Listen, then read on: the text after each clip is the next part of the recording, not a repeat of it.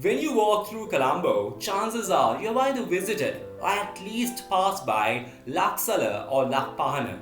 These world-renowned stores proudly showcase the very best of Sri Lankan handicrafts and handlooms, keeping alive traditions passed down for generations. But here's a question.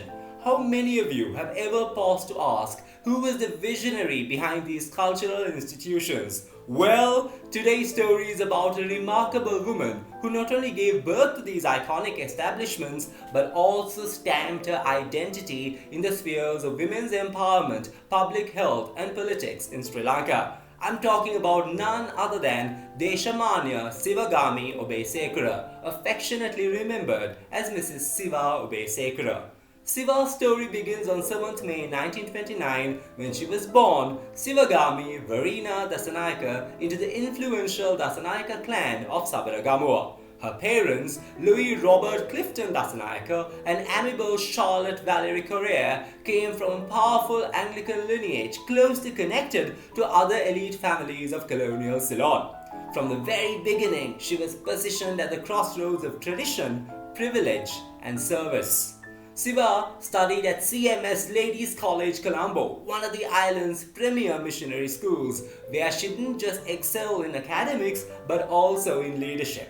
She was Games captain and the captain of the netball and tennis teams between 1943 and 1948. Clearly, this was a young woman ready to lead.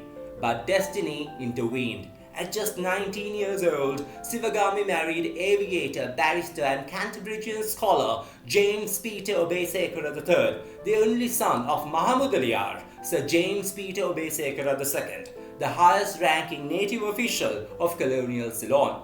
This marriage tied her even closer to power, connecting her with the Bandaranaike clan as well. She then moved into the grand, palatial Obesekura Maligaba in Cinnamon Gardens, still one of the largest private residences in Sri Lanka. Together, James and Siva raised two children, James Peter IV and Chantal. But here's where Siva's story stands out. At a time when most women of her background remained confined to the household, she stepped boldly into politics and public service. In 1951, both she and her husband became founding members of the Sri Lanka Freedom Party, supporting their kinsman SWRT Bandaranaike. By the 1960s, when her husband represented the Attanagala electorate, Siva Obesekura was already running community health programs in over 127 villages. She also began uplifting rural industries, particularly handicrafts and handlooms. Her drive and vision soon earned her the chairmanship of Small Industries Board in 1961. Then came her groundbreaking achievement. In 1964, she founded Laksala. And let's pause here. Laksala wasn't just a store, it was the first government cottage industries emporium, a bold attempt to preserve Sri Lanka's traditional crafts while empowering rural artisans. Later, she went further, creating the Craftsmen Association of Sri Lanka and launching the Master Craftsman Apprenticeship Scheme. In short, she gave Sri Lanka's artisans not just visibility, but dignity. But she didn't stop there. In 1965, Siva contested from Mirigama, won her seat and entered parliament. By 1970, under Prime Minister Sirimao Bandaranaike, she was appointed Parliamentary Secretary of Health. And in 1976, she rose to become Minister of Health of Ceylon. During her tenure, she introduced the National Family Health Program, a pioneering initiative later adapted by the United Nations as an international model. Her work won global recognition. She received a special award from US Senator Edward Kennedy and went on to represent Sri Lanka at international conferences in Jakarta, Bucharest, and Geneva. After the 1977 election, though she lost her seat, she didn't fade away. Instead, she founded Lakpahana, another household name for crafts. In 1991, she became the first woman ever to receive the title of Deshamanya.